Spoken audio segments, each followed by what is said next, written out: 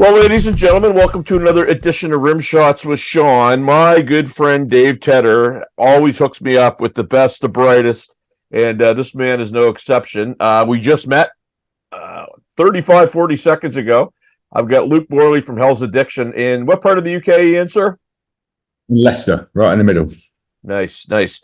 So tell me about your band. Dave gave me a little bit of insight, but give us the what on Hell's Addiction.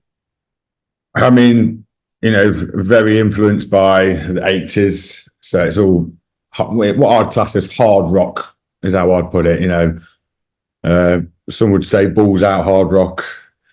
Been described as, in some reviews, as like the bastard child of an illicit freeway between Skid Row, AC/DC, and Guns N' Roses. So that's the kind of vibe generally if you listen to music you'll hear. That certainly doesn't suck, because those are three of my favorites for sure. What's the scene like over there, Luke? I mean, I told you before we started, I was in Ireland in August, and I thought it was pretty cool. There was a little bit of everything, right? There was some Celtic, there was some rock, there was a little bit of country. What's the scene like where you guys are? I mean, it's still really good scene, really good. The rock scene's really grew again over the last 5 years. Really taking off again. Loads of events, loads of festivals all around. Some really good small startup festivals that are getting really big. Things like Stone Dead and 5 Volt and stuff. So it's impressive. And obviously, there's so much music scene over here if you listen to anything really. But the rock scene is definitely coming back, which is great to see. Well, it's good news. And I mean, over on this side, I mean, you're seeing a lot of the festivals on the weekends year round. You're seeing different sorts of things. Like I saw a bunch of US bands going over to Europe to tour, some European bands coming over. So it really seems like, I don't know if it'll ever be back to where we were, but we're getting there. Yeah, definitely getting there. I mean, it's definitely I've been doing this in this band quite a long time now, and I've definitely seen a massive improvement in the last 5 years. Right on. So, sorry, go ahead. Just the amount of festivals, like you say, they're now all year round. We get a lot of rock festivals now in the winter. And so I was over there. Explain your winters, because your winters like our Canadian winters are almost like Russian winters in some parts of the country, right? Explain your winters and what it means for traveling. Our winters are basically like hovering around zero. It doesn't really ever get really cold. We don't see much snow, but the problem is we get like 10 millimeters of snow in England and the whole place just shuts down. We just can't deal with it. Everyone crashes, people can't drive. We just, and that's like the tiniest bit of snow. Well, I thought that was intrinsic to Canada, because that's what happens. It's like the first little dusting, and all of a sudden, there's traffic jams all over the place. So, So what Dave didn't tell me, so this is going to be an interesting question for me, in terms of your, your catalog and whatnot. Well, how long has the band been around? Was it 13 years? Okay, so you guys are, what is it? If you can get past the first year in a band, you're pretty lucky. So that 13 years is fairly, significant. Yeah. Same lineup the whole time, different lineup? No, so it started with just the four of us. So Ben, the singer, used to play guitar as well. So there was Ben, his brother Liam was also a guitarist, Jay the bassist, and me on the drums.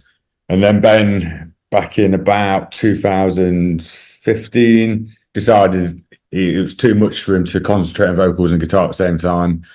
So we went just vocals. We got another guitarist in. It was good for a bit, but we ended up having, it just didn't work with him. And then we've got the lineup we have now from 2016. So that's when we got Danny. And that's where we've been. And how much were you got? Well, I guess we don't want to talk about 2020. I mean, obviously you guys are probably very active up until that point. Have you started to see shows pick up for you guys? You out there quite a bit doing some things? Yeah. I mean, we've been obviously 2020, our album was meant to come out that year. Yeah. We had like recording studios booked, everything, everything was planned out. And then that happened, messed the whole thing up. Quite a lot of family stuff happened. Quite a few of us lost their dads, not too COVID, but just in life in general. So stuff just got put on the back burner for a while. So, and then we've been focused on getting the album out. So now the shows are picking up. So from October time, we're starting to gig more. We've already got loads booked for next year. So yeah, it should be getting good. That's amazing. And so did the album make its way out? So was that?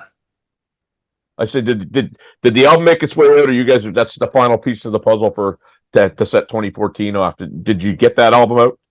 Yeah. So the album came out on Friday. Oh, nice. Well, okay, that's awesome. We didn't know it was coming out on Friday. It's been a bit of a thing. The label has been putting it back. I think they've just had a backlog of bands to get out. It was meant to come out in October.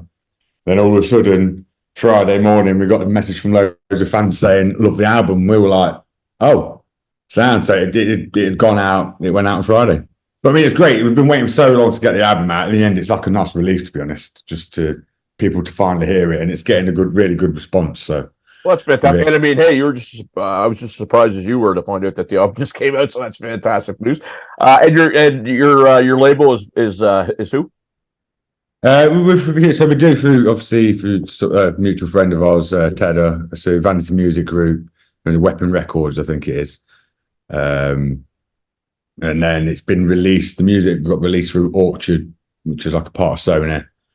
So there's been loads of people dealing with it, and I think it's just got a bit lost. But it's out. It's out now, so that's all that matters. Well, that's the good news. So you mentioned you're a drummer, as am I. Been playing my whole life.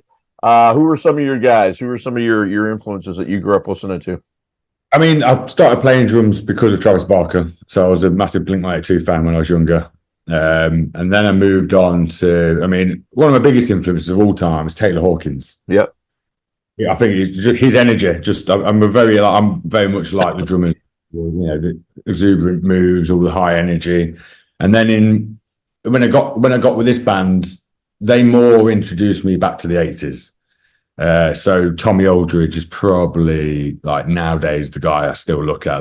The drum solo he did at 1990 at Donington for in Crying in the Rain.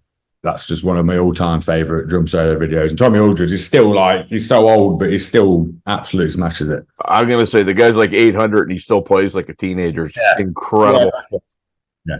It's really incredible. And you know what? Those are some great influences because you really, and we're a little bit different in age, but you're kind of spanning a whole swath of different players, which I think is really good because when you tell me that you're kind of having that Skid Row meets GNR kind of vibe, that's kind of, I expected some of those influences to rise given how old I think you are and what you guys are doing. So that's great to hear. Yeah. Yeah, there's obviously loads more along the way, but they're the sort of main three that I really love listening to. And I love watching. It's more watching than anything. So that's amazing. So we got to be respectful of your time. So we're going to do that. So where can my viewers find out about Hell's Addiction? Where can they get your album? Where can they join your socials? Where are they going to find you? Yeah, so hellsaddiction.com, the website. That's got everything. That's where you can buy the CDs, buy the merch, and then obviously all your usuals: Spotify, Amazon, Apple. Just pump in Hell's Addiction on there, you'll get the whole back catalogue. And then Hell's Addiction on Facebook, at Hell's Addiction on Instagram and Twitter, and I believe we have a TikTok, but one of the other lads does that, so I'm not sure. I'm guessing it's just at Hell's Addiction again. So. Well, you know what, man? I really appreciate you doing this. One of the things I love about dealing with Dave is all the different people that I've been able to meet over the last bit. You're in good hands with that guy. He does a great job. He's a terrible joke teller. His jokes are lame as crap, but other than that, he's a pro. So, Luke, very nice meeting you, sir. And let's stay in touch. I would love to hear how you guys make out 2024. Awesome, dude. Really appreciate you having us on. Thank you, sir. Peace.